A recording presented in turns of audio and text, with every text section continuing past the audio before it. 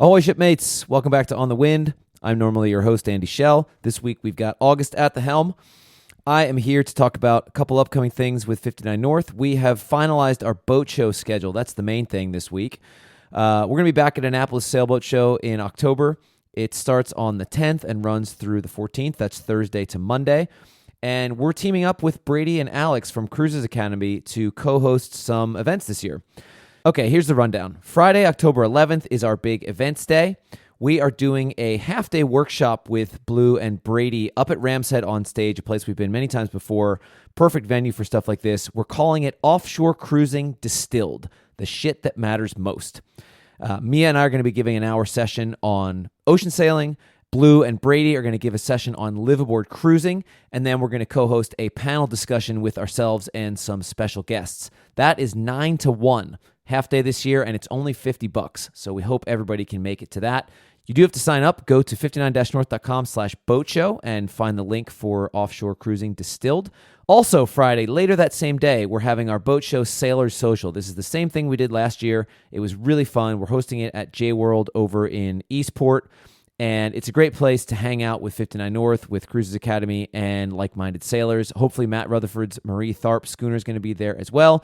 It's free beer. All the proceeds go to Matt's and Nicole's Ocean Research Project. Minimum ticket price is $20, or you have an option to donate more. Again, all these things are at 59-north.com/boat show. On the sailing front, we're almost ready to launch the 2026 calendar. Look for that later this week. I'm recording this on Monday, April 8th. That's coming out. We're staying in the Pacific, if you haven't heard, and doing a similar route to 2025. We've also got a few passages left on Falcon and Eastbjorn in 2024. You can see all open bunks at 59-north.com/bunks. With that, I'm handing over to August and this week's episode. Hope you enjoy. I'll be back next week. Until then, hold fast. On the Wind is presented by Forbes Horton Yachts. I very often get asked if I have any brokers to recommend, and there you go. Forbes is a yacht broker whom you can trust. Many of 59 North's crew and staff has bought and sold boats through Forbes, and I've never heard a bad word. Forbes will help you find the right boat, and I guarantee that you are going to learn a lot from him in the process. Forbes has some really amazing boats listed on his website that you should check out, but he can also help you as a buyer's broker if you would like to buy something that he's not listing himself. Having a buyer's broker is a great idea. You'll have someone in your corner during the boat buying process, and brokers will usually split the commission, so it won't really cost you anything. I have bought and sold boats 8 times now without a broker, and let me tell you, that learning curve is steep, and it can cost you lots of money and be very frustrating. Listen, I know that you're browsing Yacht World at work. It's alright, we all do it, but you really, really shouldn't be doing that. There's like 10 blurry pictures and no info whatsoever. So instead, you should dream away your workday at ForbesYachts.com, where there is tons of beautiful, high-res, professional photos and actual useful information. So go to ForbesYachts.com. That's Foxtrot, Oscar, Romeo, Bravo, Echo, Sierra, Yachts.com. On the Wind is also presented by the Harborburn Cannon Company. If you have a boat, you need a cannon. They make awesome black powder, muzzle-loading, winch-mounted, ear-shattering bronze cannons that I guarantee is going to make your boating life so much better. Harborburn was founded by my good friends and 59 North colleagues, Andy Schell, Lee Cumberland, Ryan Finstad, and Tom Harrington, and they gave me one to have on Eastbjorn. And let me tell you, it is just so fucking awesome. You can elevate any occasion by firing the cannon, crossing the equator, crossing the Arctic Circle, prime meridian, somebody's birthday, landfall. Honestly, it's not hard for me to find an excuse to get the cannon out, and it just makes the day every time. I could argue that this is a toy, but we've actually put it to practical use a few times too. We read about this ancient piloting technique that you can gauge the distance to a rocky shore by firing a cannon and timing the echo, and we were able to do that on Eastbjorn with the cannon, which gave me more satisfaction than any celestial sight ever did. It is also very useful for attracting attention. If you have a party ashore, for instance, or need assistance, the cannon will make everyone stop what they're doing and turn their heads. It is super, super loud. I conducted a firearms course at my house for our staff that was going to Svalbard, and we were firing shotgun slugs, magnum revolvers, 30-06, but the cannon was way louder than any of them, so make sure you wear ear protection. This is a passion side project for these guys, and they've only made 150 of these, so go to harborburn.com right now to get yours before they run out. Hey guys, it's August here. Thank you so much for tuning in. I hope you're doing great. I am having a blast, and Isbjørn is just welcoming new crew today after having completed her first sail and ski trip up in the Lyngen Alps. And she'll meet me in Lofoten in about 2 weeks. So very excited to go sailing on her again. I believe first time since I had another baby boy here 6 weeks ago. So very excited for that. She really is quite something now after her big refit. So that'll be really cool.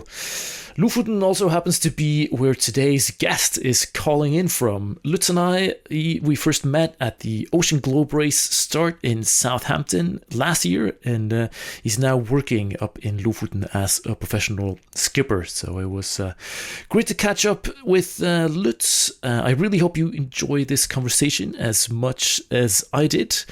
Have a wonderful day, and hold fast. Welcome to On the Wind, the podcast about offshore sailing. I'm your host, August Sandberg.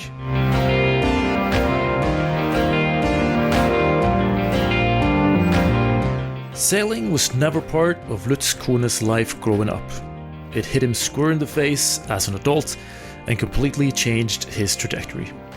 He's since worked as a professional skipper, as race director for the Ocean Globe Race and the Golden Globe Race, and he's now preparing to set sail himself around the world solo, retro, and unassisted as a participant in the Golden Globe Race 2026.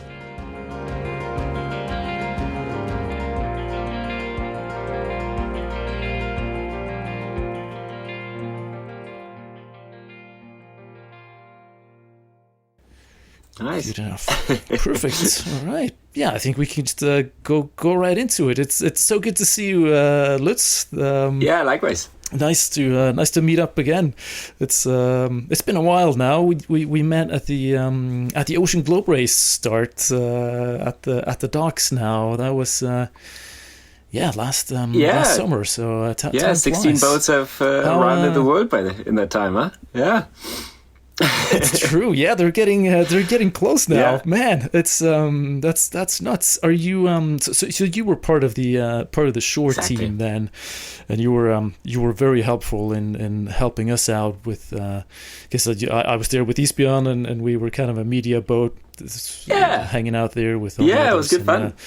It was great to have you great to have you there and to help us out and moving things around. It was you guys were pretty busy those last few days there. Yeah, I tell you. I mean, I was there as assistant race director, and my task was all the safety checks, and I've done that before for the last Golden Globe race as well as race director, and so you have to go through every boat and have to tick all the boxes of the safety equipment. Everything from. You know the fun parts. You probably have it as well. Safety tin opener in the grab bag. Like these things. Oh, you check for those. All the way right. To how many sails you can take on board, and that they all have to be Dacron and no high tech and all that kind of stuff. So, 16 boats, and you have 1 week to check all that. It's busy times. Well. Yeah, that was pretty hectic. We had Isbjørn right at the same dock there with all the race boats, and not going to name any names, but during the safety inspections, we had several crews coming running over to us like, "Hey guys, do you have any spare navigation lights that we could just get off you?" So there's some items from Isbjørn sailing around the world right now. It is, yeah. So we had to restock on a few emergency safety items after nice. having been. So you were moving chantry. Yeah. We could probably, if we would have been a little smarter, we could probably charged quite a bit of money for those items. For the next start. We were nice enough to give them away. No, it was a good start, and we were very happy to have you over. It's always good to have more boats, and of course it's all about the swans, isn't it? In the OGR, we're a bit of a swan heritage race. Absolutely. Yeah.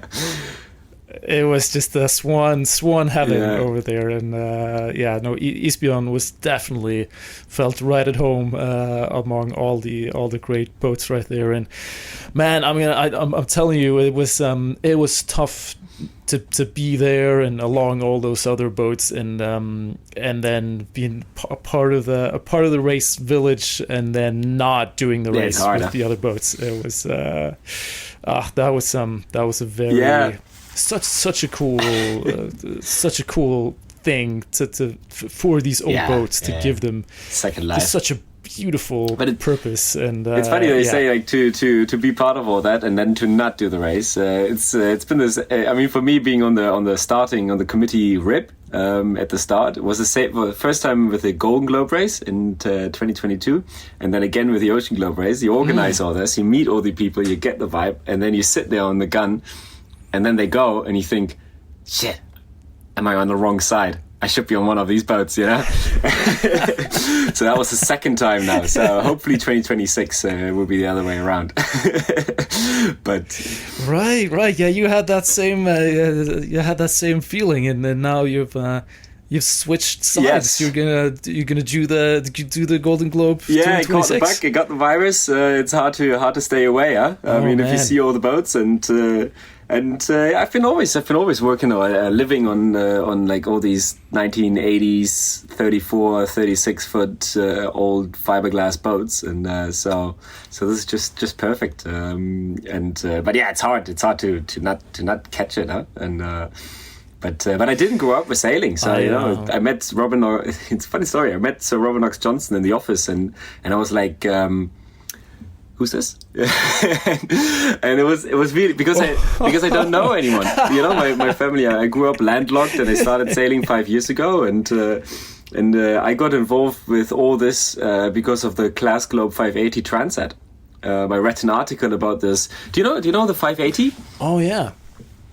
That's the that's Don's newest project, right? You can buy kits of 500 meter tiny cheap race boats. You build them yourself in your garage, and then you go racing with them. Yeah. I have it's amazing. I have a friend who's ordered one of the kits, and he's gonna. It's a great. I mean, this is how it all started. I read an article during COVID. I was working I had a normal office job. I studied politics, and I had a normal office job in Berlin. And then I read an article about these guys who build their own 5.8 meter boats at home. And then I reached out to Don because he was looking for a volunteer race director. I've never done anything like that before. I've never. That's another fun fact. I never raced a sailboat race in my life. But I've been race director for 2 round the world races. But you've never actually raced. I've never done a race in my life. It's really funny. And so I reached out to Don, and then we met, and then we had dinner with Jean-Luc Van den Heed, right? Big time French sailor. Second in he did the first mini transat. He did the first Vendée Globe, and then he won the 2018 GGR. And with Yannick Moreau, the mayor of Les Sables d'Olonne. Ida Valciano, who's very, very involved with the GGR, Don and Jane. And we had a dinner, and then the topic came up, Golden Globe race, and I was like, so what's the GGR?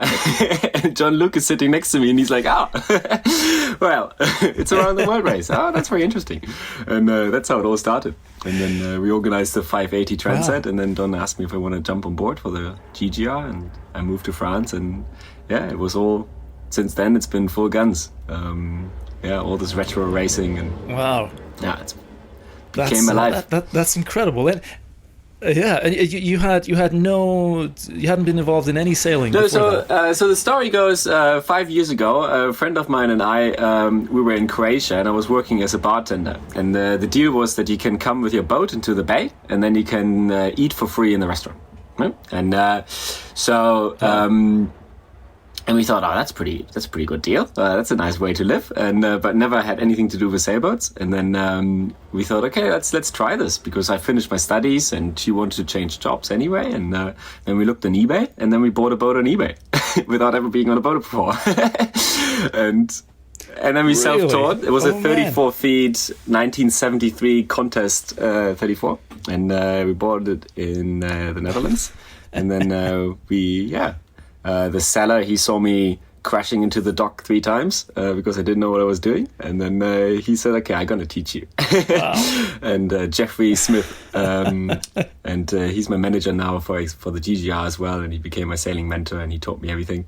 And then we took the boat down to Gibraltar. And that was 2019.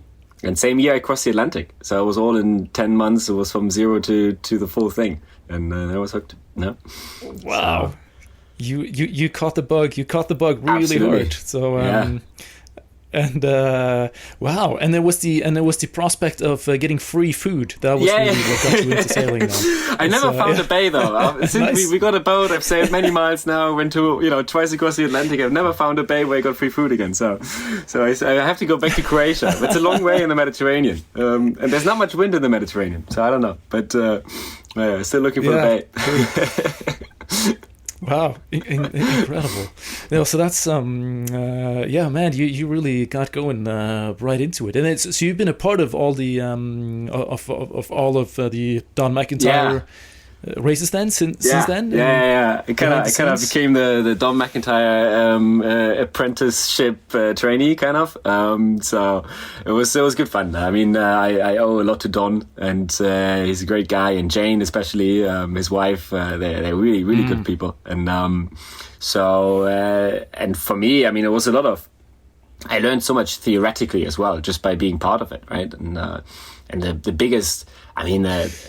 The most something that I feel very humble about and very very appreciative about is to have these weekly calls to the skippers in the Southern Ocean, right? And in the GGR, you have to call once a week the race office, and it's the only communication to the outer world you can have. And we rotated in the office, and then every once in a while, every 2-3 weeks, it was my turn, and then I talked to our GGR folks in the Southern Ocean, and it's just they're not talking to anyone else, and they have to talk to you. So it's a bit sadistic, but you sit there and they tell you, I mean, it's supposed to be like Kirsten, for example. She was like, she just wanted to get back sailing. She was happy in her solitude, she loved it. I remember Kirsten's like the updates, the text updates. She said it was like daily update. Full stop. That was we started with all good, and then it went to okay, and I think after 4 months it was only K. and then you had skippers like Ian Herbert Jones. He's such a great guy, and he wanted to talk for 20 minutes. Ian. He's very talkative like me, and so it was very hard to not go into like an hour call. But it was really inspiring to talk to all of them, and that's how it just evolved. Yeah, but now I'm finished with so Don and I so the OGR is coming to an end, and so we said okay, there's not much more to do. So for me, it was also time to get back into sailing, because organizing these races is a lot of fun, but it's in the end also an office job in a way, right? Because you go to an office and you sit in front of a laptop and you organize things, and the topic is great, but it's in the end an office job, and. So I want to get back into sailing, and now I'm here in Norway, and we do ski and sail trips. Yeah. Right. Yes, you're keeping yourself busy. That's cool. So so do tell us a little bit about where you're at right now. You're not on a boat. I am. The minute, it's a very big boat. Oh, you are. It's Valiente. So I got in contact. It's Valiente. Yeah. It's the master aft cabin with like luxurious items like a laundry machine. It's the first time I have a laundry machine. Machine. It's very very convenient, and And they even have they have these little like these heaters, like a water flow heater. Oh yeah, radiators. Yeah, so it's very comfy. I think is that a Kabula? What is a diesel heated water heating system? I think it might be. Idea. I tell you, it's pretty neat. I know the boat quite well. I've been aboard a few times, having sailed in the same waters as well. So it's really cool I just boat. got on yesterday. So I'm here for a week to do some maintenance on the boat and get to know the boat. And because the other boats, I'm working for Sail Norge now, and we do ski and sail trips in the north of Norway, and it's usually Bavaria 50s. We take people out and go for ski trips, and I've been loving it. It's been 2 months now in Norway, and it's just like sailing on steroids, going through northern lights and the snow, and you're rushing with 12 knots through a fjord, and you think like, okay, there's a rock there. It's it is pretty remarkable. I clearly biased as a Norwegian, but no, I think the sailing in Norway is just spectacular. It's just a notch above anything else. So I'm really pleased that you're up there and you're getting to see it. That's really cool. It's so funny. Right? We had this 1 week sailing academy, and then we have all these Norwegian skippers and sailors, and there's it's 35 knots, a blizzard. You have 2 boat length away on both sides from rocks that are unmarked, and they just sail through full sails up, and you think, bloody hell, Norwegian sailors, I'm from Germany. If I see a rock, you pass it 2 kilometers away, It's very impressive. Yeah, it's pretty, it's spectacular, but I think the difficulty also is definitely up there. I was having a sailing course once with a sailing team from Israel, actually, many years ago, up in those same waters. And they were just absolutely freaked out by all the reefs and the rocks and the currents and the tides and the cliff walls. And they told me they had, down in they were out of Tel Aviv, I think. They told me that there were absolutely no navigational hazards at all. There was zero. There was a beach, and then it was offshore. But that's it.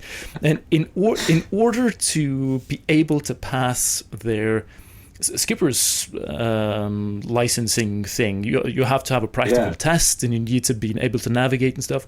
So they had placed there were reef markers and cardinal markers and stuff out in the water, but it was just for practice. There was actually nothing there to mark. That's hilarious. That's just fake. So that was great. So they were pretty freaked out. That's funny. So, it's kind of 180 degrees the opposite here.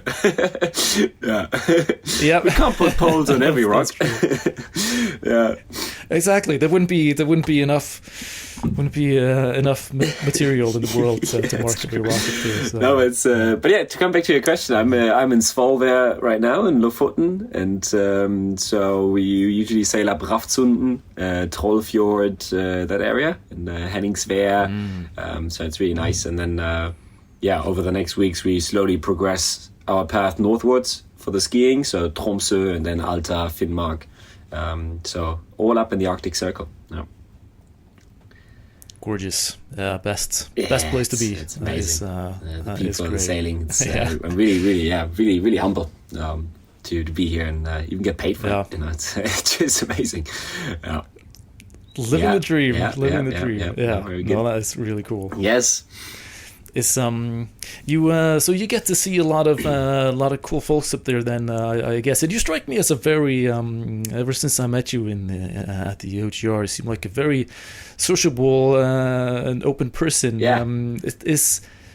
What do you think about the solo sailing business? Is that going to be a challenge for you think? How are you going to be on the weekly satellite phone calls? Are you going to be chatty, or are you going to be clammed up? It's hard to tell yet. I mean, that's the beauty of the GGR, right? You can train, you can get to know your boat, you can train the sailing, you can prepare the food and everything. But what you can't really train for, except you have done it before, is the 8-month solitude, right? There's no way. I mean, there's no point in being locking yourself 8 months up and to see if it's good or not. There's no point in that. And so I don't know. I think that's one answer. But the other thing is, so last year I did a solo crossing on the Atlantic. So I was from the Chesapeake Bay. Then I did a quick pit stop in the Azores and then to France. So it was North Atlantic. And before that, I said the longest I sailed solo before was one night. And then I set off from the US and I thought, okay, let's see how this goes. And I loved it. I loved it. I think my philosophy is if someone is, I usually find if someone is very social or just like a happy folk in a way. I think I always feel there's a lot in me that keeps me busy. Funny thoughts, and crazy thoughts, and questioning myself, and so I always love to do solo trips. So like hitchhiking from Burma down to Kuala Lumpur, or actually 8 years ago I hitchhiked alone across Lofoten. That was the first time I went here, and really. So I always loved that, to be in my little hammock and be on my own. And I kind of think that many very social people love or are good in taking time of their own as well, and being out there, either full on or full off in a way. And I think I'm a bit like that. And I love reading. I read very very much. I love all big books like Tolstoy, Dostoevsky, and so on. And it's hard to find time for these things if you in the middle of it. Yeah. That's a good skill to have on a solo GGR race for sure. Yeah, that sounds pretty good. How ready are you? Like, do you have a boat already? Yeah. How was next question? How are things going? Wait, connection. So I was very close, and then it kind of all slipped away again, and now I have to catch up again. That's so 2 steps forward, 1 step backward. So I had so during the last GG, I met Doug Dean, who ended up having 2 boats, 2 Rustler 36, and he had the Rustler 36 from Uku Randma. He bought that after the 2018 edition, and but he couldn't do the last one. And it ended up being in a tent for a longer while in the US. And but he always wanted to have Matmut, John Luke's boat. And so we met, and then he said, like, okay, let's tell you what. If you want to do the race, you can have the boat, and I give you a deadline to find the sponsor to pay for the boat. Because I don't have 130,000 or 120,000 euros lying around, right? And so I was like, hell yeah, even if it doesn't work out, I do a solo Transat. Perfect. And so that was the one. Yeah, right. So the boat was in the Chesapeake. So I flew over to the Chesapeake, to Virginia, fixed up the boat, and then a month later set sail and went across the Atlantic. Also to get some credibility, because as I said, the longest I sailed solo was 1 day, so it's a bit hard to go to a sponsor and say like, I want to go 8 months around the world alone. But I only sailed from Faro to Cadiz. That was the longest I did solo. So it was not very impressive. And so I did that, and then I went for a sponsor hunt. I sold my old boat, so I put some money down. But in the end, I only got like 50,000 in support, so it was not enough. And Doug, because he's preparing the other boat, I can understand that as well. He doesn't want to carry over all that over 2 years, and he can't sponsor me. And so time was up, and then we had to put the boat for sale again, which was very hard. That was last December. So across the Atlantic, and then I had to move off the boat again. And that was very, very hard. I was on a very big low there because the work was done and the races was coming to an end. Then the boat was gone. So no job, no home, It was really like, wow, what's happening? And suddenly everything is slipping out of my hands. And then coming up to Norway was a bit of a rescue in that regard as well. I got here and I got into this program, so I could organize myself, emotionally again a bit. And so now, but now the boat is getting sold, and I get my deposit back, and I'm looking at new boats again. And so there will be some news in the next couple of weeks. There's something in the pipeline, so I will have a boat again. Oh, and okay. So Exciting. gonna get back on track. Yeah, but that's the long story where I'm right now. And I have, like funny things. I get offers for sales and offers for equipment, but I have to tell them at the moment I have no boat. Right. so this is the story at the moment. Yeah. Yeah. Okay, exciting. But there is you're telling me that there's something's happening. But are you not able to talk about it yet? Is there, nothing signed yet. There's a sponsor involved that might have. Right. Nothing signed yet. So I don't want to test my luck. Nothing concrete. Nothing signed yet. But yeah, it's things are happening. I'm still in the game. Yeah. Still in the game, very, very good. Was it the was it the Rustler 36? Was that mostly because that was a good opportunity for you to get your hands on that boat, or was that a very deliberate choice? I mean, it's a fantastic boat. It's beautiful to sail. I had 40 knots on the nose, 3 meter seas for 1 week, and it was okay. And then we had like 30 knots and 3 meter waves downwind, and I was goose winging under hydrovane for days and days on end, and there was never a broach or anything. And it's a perfect boat. It's a beautiful, beautiful boat. But it just came to me through the story with Doug, and that was the thing. I think the only thing for me a bit is, I'm not sure if I would be so keen to go on a 32-foot Nicholson or so, because I mean then it's getting really long and really, really, really tricky. But yeah, no, I'm so like you would like something that's just bigger and more solid, like the for safety. Is that what you're thinking, or the speed? Yeah, for safety as well. I mean, the more boat in the water, in a way, the better. But yeah, no, I like the trade winds, trade 35s. They're nice boats. I mean, then the Cape George, Cape Dory 36, but they have quite a price tag as well, right? And I mean, I know Pat, he got his Saga 36 for I think 25,000 or so, which was amazing. So this. And the other day, I think it was like 3-4 months ago, I saw a Rustler 36 for sale for 50 grand. So they are still, if you're ready and you have time, then sometimes there pops up a boat. The other day there was a trade for sale for £20,000. So sometimes they pop up, and you just got to be ready and jump at it. Yeah, that's right. So that's right. The Rustler 36 has kind of become the GGR boat in a way. So many of them doing the race now.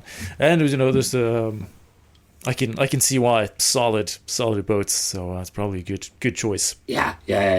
And of course, I mean, then there's always the beauty boats, right? Like a Hinckley Pilot, Sparkman Stevens Hinckley 35. I mean, they're just gorgeous. Yeah. They're just gorgeous. Or Tapio's, rest in peace. Asteria. Oh yeah, Asteria. The Gaia, rest in Gaia peace, 36. Indeed. I mean, they're just beautiful boats, and but they're very hard to find. That begs the question: Are you doing this are you a competitive person, or is this more of a spiritual thing for you? Both ways. I think the spiritual thing gets me in there, and then like always in my life, the beauty. I like beautiful things, beautiful characters, old wooden ships and so on. That gets me in, that gets the spark. And but then when I'm in there, even when I'm here with the charters and with the guests on the boat, I'm always like, let's tightening the little luff line, let's get that little, and I think from a hobby it then turns into performance, and then you want to necessarily go fast, right? I'm not keen and like having any trophy or so, but it's GGI. There's no trophy anyway. It's the prize money. So, but of course, if you're good in something, you wanna get everything out of it. I think and that's what I noticed when I sail. When I did the crossing, for example, as well, I didn't just put the sail up and just go from A to B. You want to sit there and learn to get to know the boat, so you push Of course you push, and you want to see how far does the boat go. Or, these the beauty of these boats is that usually you brake before the boat breaks, right? So you can really push them hard, and everything is oversized. I mean, the whole rig. At Tapio, I think he had like 8 or 10 millimeter wires on the rig, like on a 36-foot boat. It was.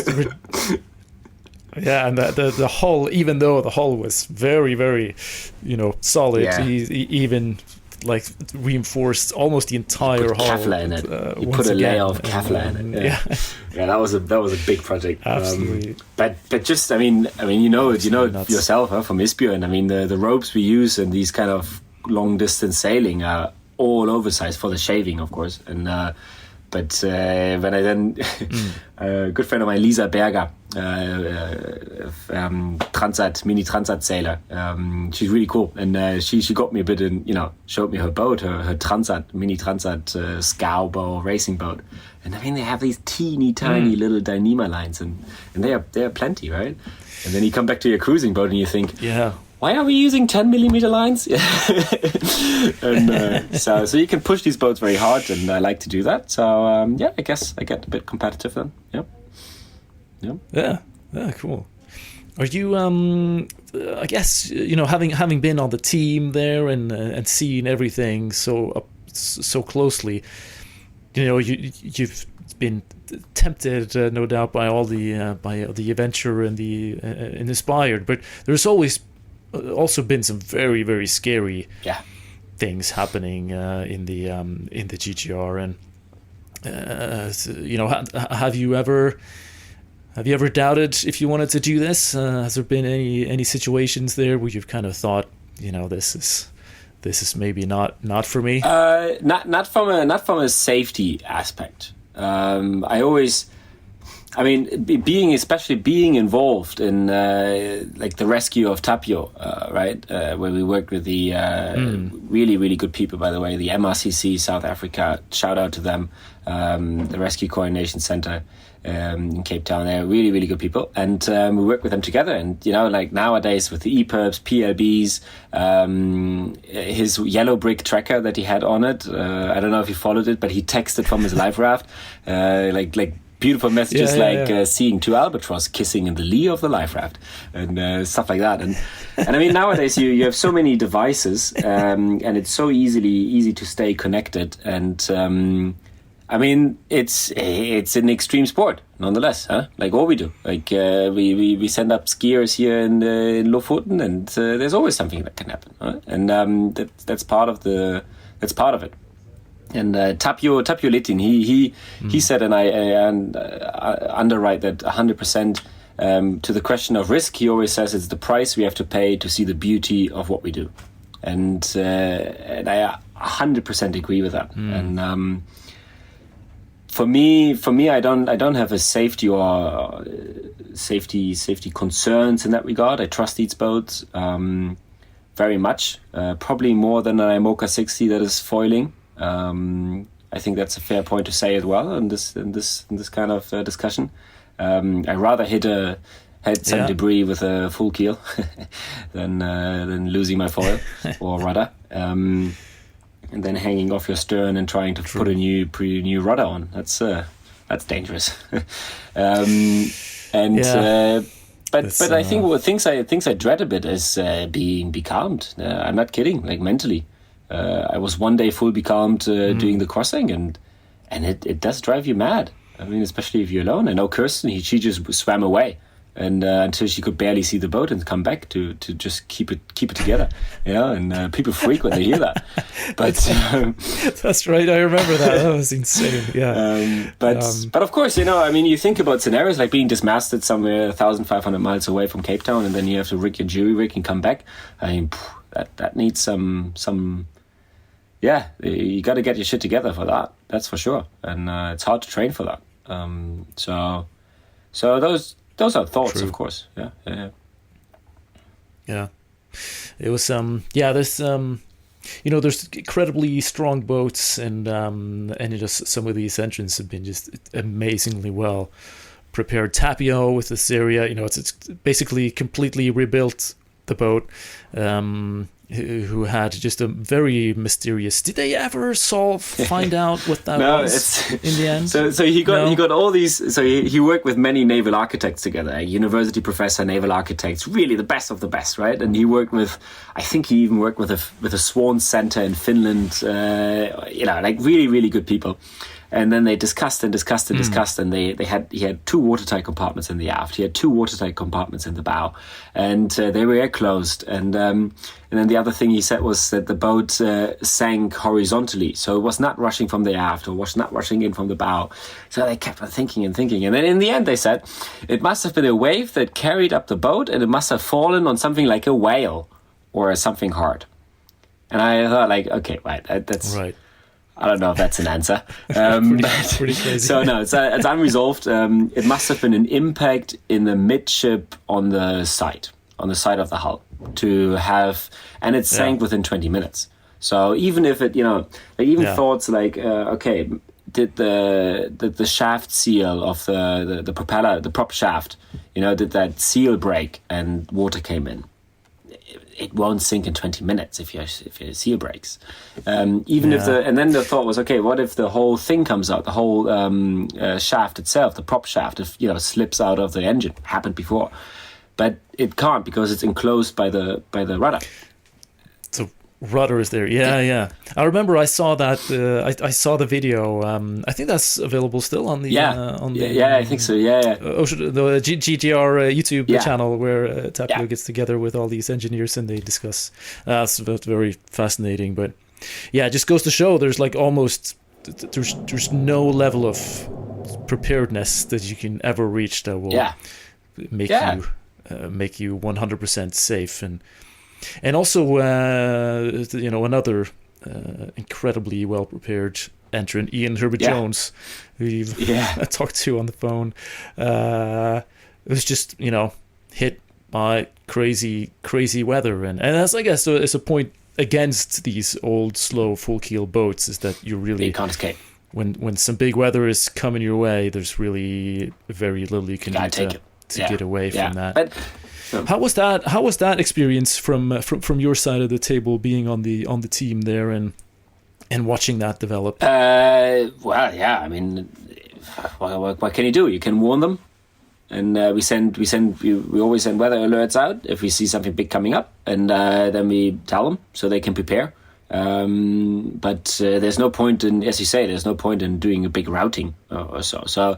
So it's more like, okay, you prepare in the office and you say, okay, we have 2 emergency phones. You keep them always on you, and if you know that there's like this some big fucker coming up, then you keep the emergency phone a bit closer on you, and even more, and of course you sleep a bit unrestful, and but it's also the fault positive kind of thing that we had these incidents and we got the people rescued, and you can still talk about luck, but 2018 was a very tough one. I wasn't part of it there, but 2022 went much better because they started later, so there was a big learning with the weather and the seasons.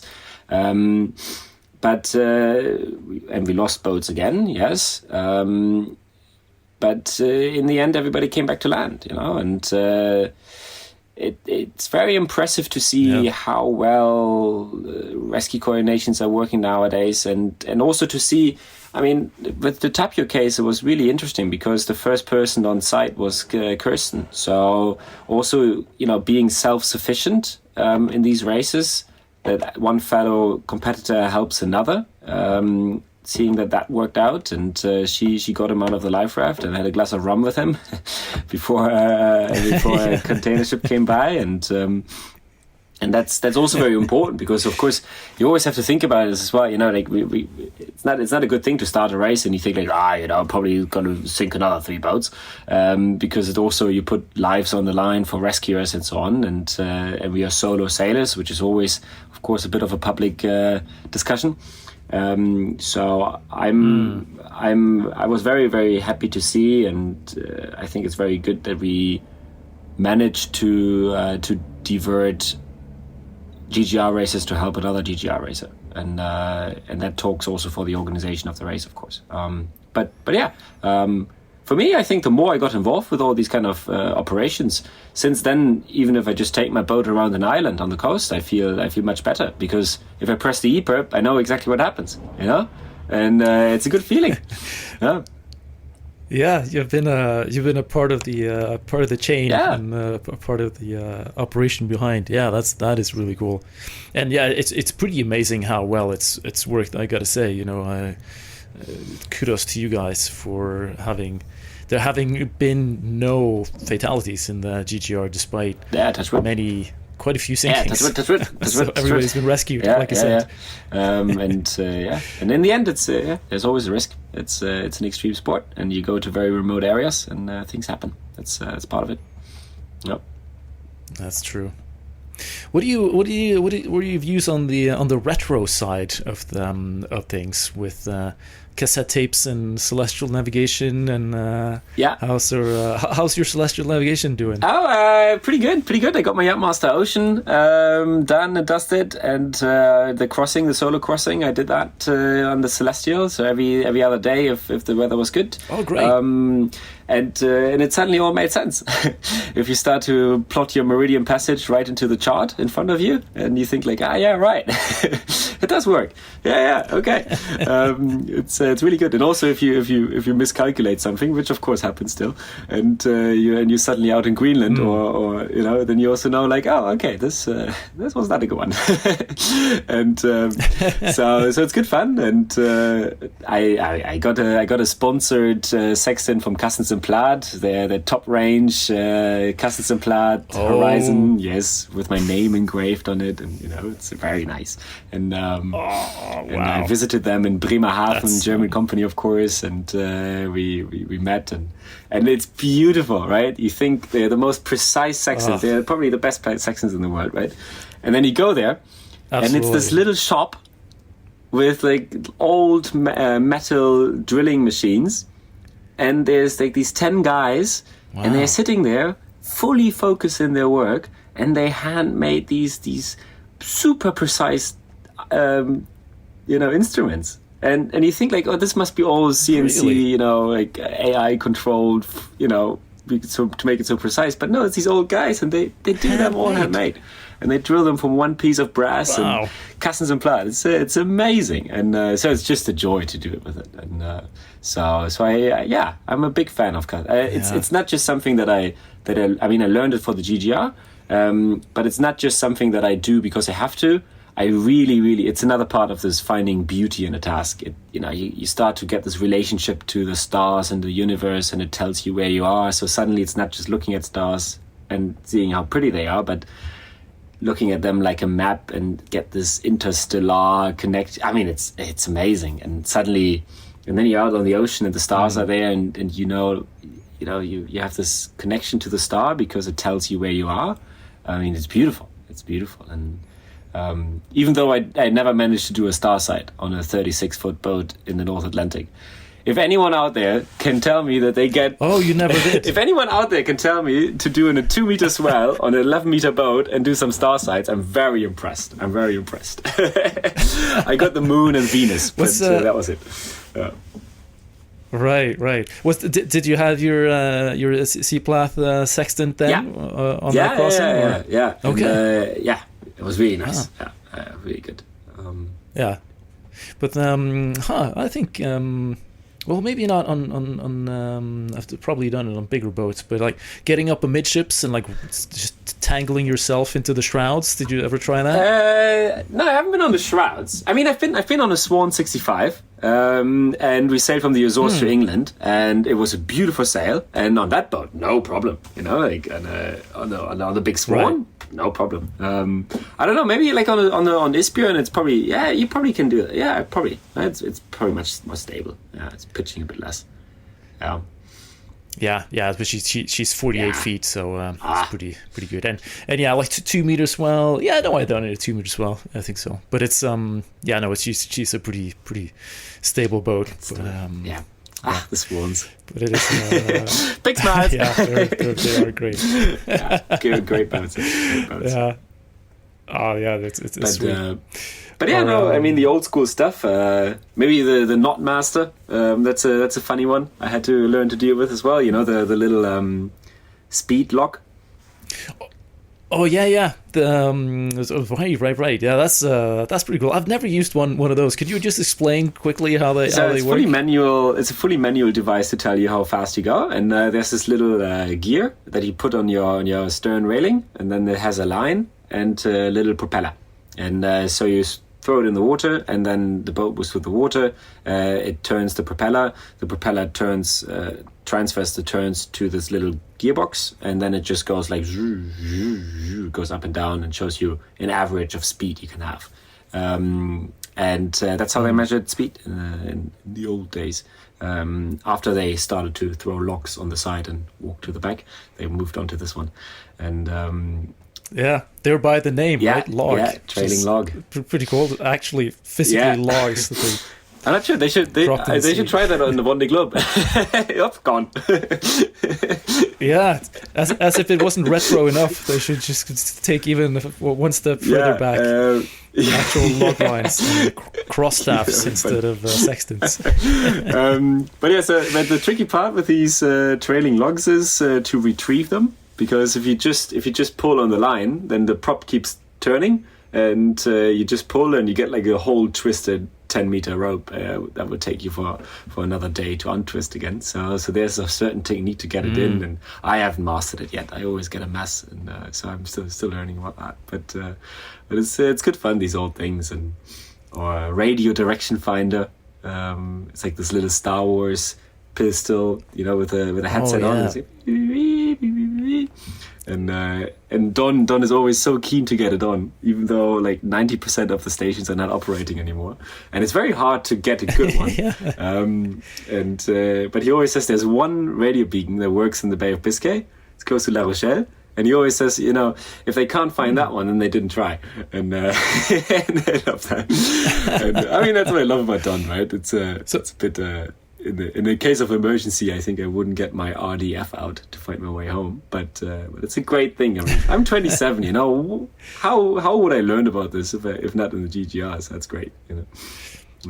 It's I could not agree more. It's just such a great way, not only to just elevate these old boats and give them a new shot at a racing life, and but also these old skills that they suddenly have such a purpose that you can use them for. I wasn't aware that you were allowed to bring radio direction finders on the GGR. Yeah, they had them. They had them back in the day already. Yeah, RDFs. Yeah. I guess they had radios. Yeah. It is.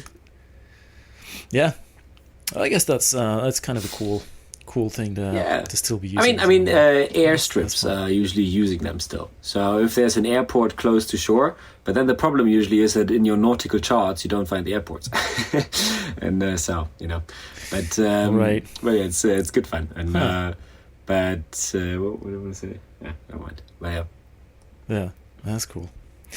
Do you think you're going to be involved with the OGR going forward? Are there going to be more additions to that? Yeah. You think going? In the future? I mean, Don and I, we've been working on the notice of race for 2027. So things are in full spin. So we're gonna get that out soonish. And Don will be ready to get applications in, and so if you're out there and you have a swarm between 50 to 65 feet and you want to go around the world with your best friends, the chance will be there again. 2027. Yep. Man, Don keeps on rolling. Keeps on rolling. There's the mini globe race will start this fall, so the Globe 580 boats, they're gonna race around the world on the trade wind route, starting in Antigua. Oh yeah, they're going right, but they're going through the canals, right? They're not doing the capes. No. They're gonna do Cape Good Hope though, so they're gonna go around South Africa.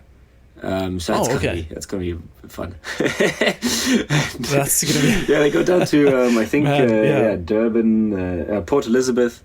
I have to look at the plan again, but it's past Madagascar, and then Port Elizabeth round to Cape Town, and then St. Helena, I think, and then back to Antigua. 2025 to 2026. Wow.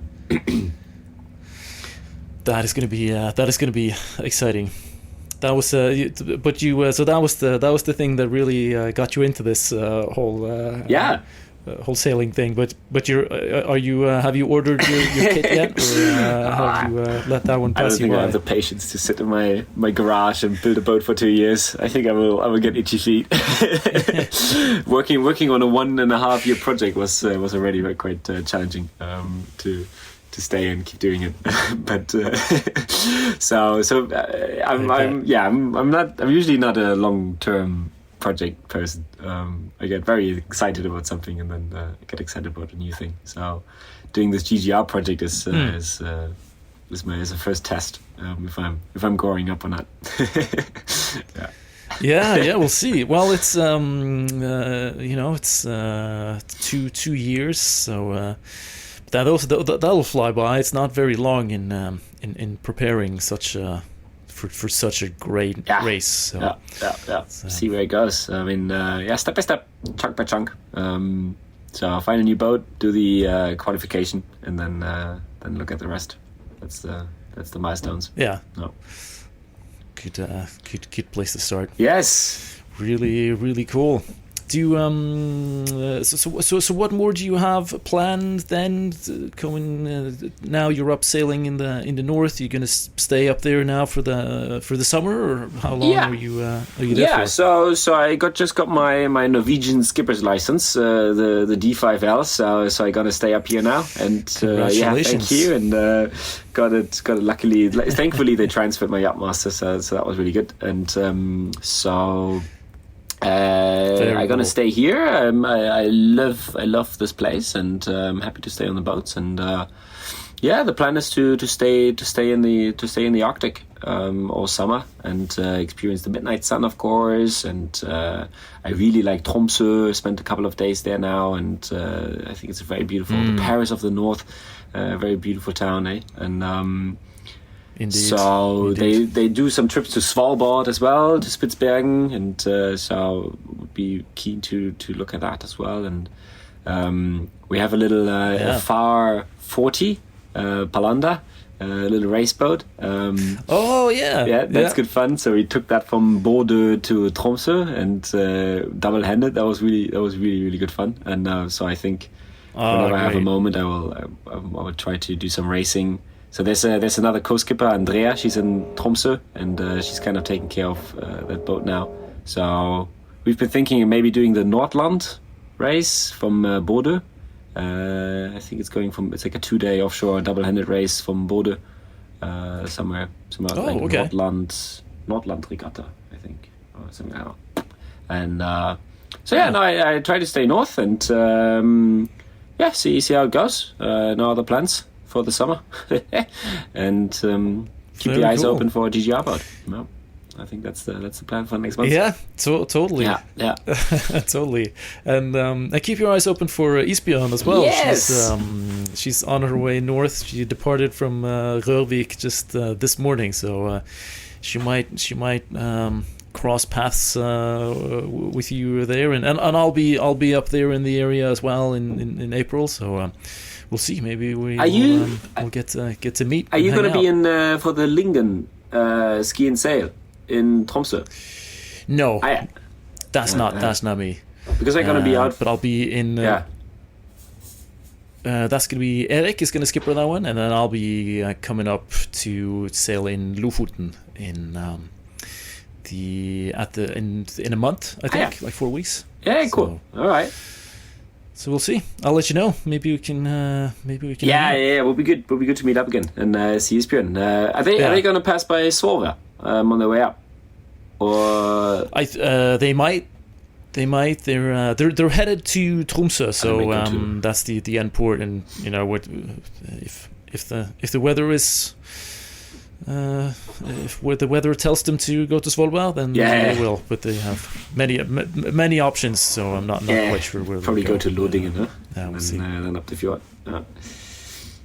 Yeah, that's a good chance that they will. Because Raftsund is really fun. Huh? We went up north, and then there's Risøyhaven or Risøyhamn, and there's this little channel. Have you been there? Yeah. It's so narrow up there. It's really it looks really grand. It was amazing. We had like 30 knots and the sails up, and we were going like 12 knots with the bar. And we're like, I think this will be all right. And then some of those spots are a little freaky. And then it funnels through the fjords, and it's just such a great area. It's really special. Yeah, no, I'm very pleased that you've caught the Arctic bug like so many others. That's I've been chatting with Don as well, because there's the Colin Archer 36, very very classic design, right? Like one of those old Norwegian rescue boats, and so it's a long keel, and but it has wooden masts. So I don't know if that's a good idea. But you want to put one of those in the GGR? Oh man, they had a fishing festival today here in Svolvær, and there were like I think 4 or 5 of these Colin Archer 36-foot Colin Archers, and with a beautiful wooden catch rig, and gaff rigged, and I don't know. I mean, it would be a special entry for sure. that would be a special entry. Yeah, I don't think you would win anything, but it would be glorious. Yeah, sure. We have the Montessier prize for the most. What was it? I think the most romantic trip. So maybe I'm in for that one then. Oh yeah, you would be candidate for that one for sure. Get my brown sails. That's awesome as well. Yep. Good. Great. No, I would love to see you do that. If people want to learn more about your campaign, or sponsor you, whatever, where can they find you on the internet? Lutz Kohne Sailing. So my name, sailing.com. There's a website with some information, and I have a little brochure there. I did some Instagram, cool. but I think I didn't do that for 3 months and again. So I haven't looked at it in a while. I'm very good at that. But there's a little brochure of the plans I have, and if someone wants to join the adventure, reach out. Very cool. Yeah, I think it would be a great candidate. Hope to see you on the start line. Yeah, so, and I mean, also talking about that, there's a couple of cool people in the GGR. Like my good friend Josh Axler. Have you heard about him? He worked with Elliott Smith, American guy, and I remember he prepped Elliott's boat for the last GGR, and he's a really really really good guy. So he got a Endurance 35 in Mallorca that he's preparing for the race, and so he's 27 as well, all American boy, and he's really cool. So if you're American company out there, have a look out for Josh Axler. He's a good guy. Nice. Pat, I haven't really. Pat Lawless, Pat Lawless. Oh, he's back. Pat Lawless will be back. On his green Very Rabble. Cool. Can't be more Irish. Very cool. I love that. He was a special. I remember him well. He was quite a special entry. Very romantic, indeed. So I had to go through all this GoPro material from him, for everyone, and there was a scene where he sails into the Canaries, and it's perfect, bliss conditions. He sits on his beautiful boat on his Saga 36, and he sits there in his full PJs, right? His full PJs, like with a check muster PJs, and then he's just sitting there. The sun is shining, and the camera is on him, and he's just like, it's a hard life, but someone has to do it. And then he sails into the sunset. And I was like, oh, Pat, we love you, Pat. And it's always like, yeehaw! That was his trademark. Yeah, no, he's a really, really nice guy. That's the other thing I love about GGR. There's some for some people are there for the winning, but it's the people. Everybody just loves boats, and the old school boats, and it's really cool. Special bunch. Yeah, really cool community there. Absolutely.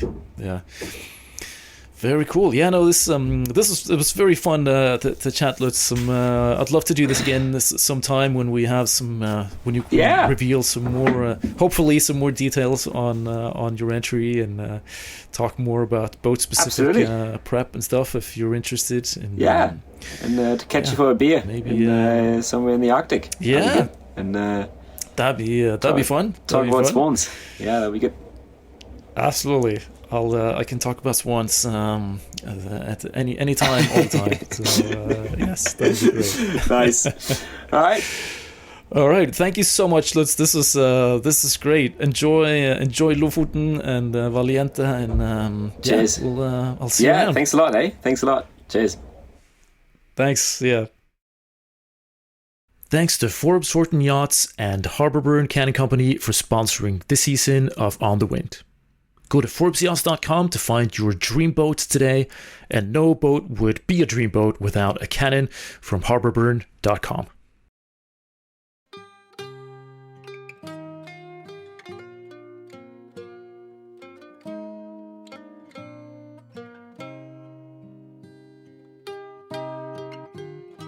On the Wind is the podcast about sailing, created by 59 Degrees North and hosted by me, August Sandberg, Andy Schell, and Emma Garshagen. The show is mixed and produced in Maryland by Lee Cumberland. Episode artwork and website show notes are done by Laura Parent in San Francisco. The intro theme music was written and performed by former podcast guest Cameron Dale, while the outro music you're hearing now is by our friends, the Storm Weather Shanty Choir, who have also been on the show. We love hearing from you, so please send us a note at holdfast@59-north.com. And you can also help us out a lot by reviewing the show on iTunes or wherever you get your podcasts. It really does help. Thank you so much for listening, and until next time, hold fast. And when me money was all gone on liquor and the whores, I made up me mind that I was inclined to go to sea no more. No more, no more, to go to sea no more. I made up me mind that I was inclined to go to sea no more. As I was walking down the street, I met sweet Angeline. She said, come home with me, me lad, and we'll have a cracking time. But when I awoke, it was no joke. I found I was all alone.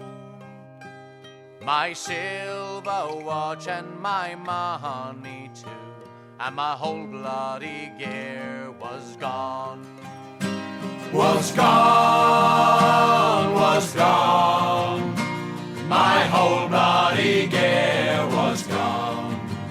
It was when I awoke, it was no joke, for my whole bloody gear was gone.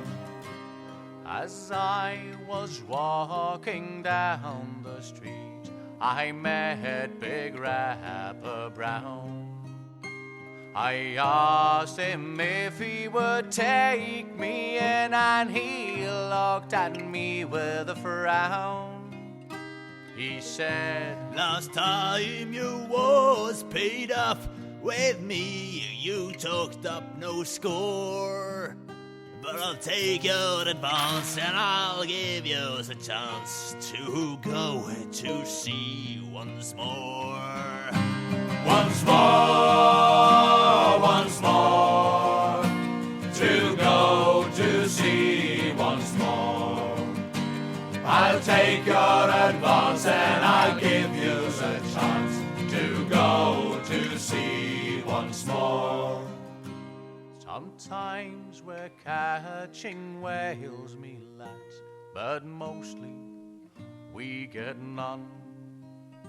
With a 20-foot oar in every paw from 5 o'clock in the morn. And when daylight's gone and the night's coming on, we rest upon our oars. And oh boys, you wish that you was dead, or snug with the girls ashore. Ashore, ashore, or snug with the girls ashore. Oh boys, you wish that you was dead, or snug with the girls ashore. Come all you seafaring lads that listen to me song.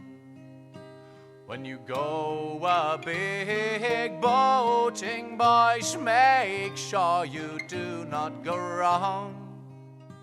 You take my tip when you come off a trip, don't go with any horse, but get married instead and have all night in bed and go to sea no more. No more, no more, to go to sea no more. Get married instead and have all night in bed and go to sea no more. No more, no more, to go to sea no more. Get married instead and have all night in bed and go to sea no more.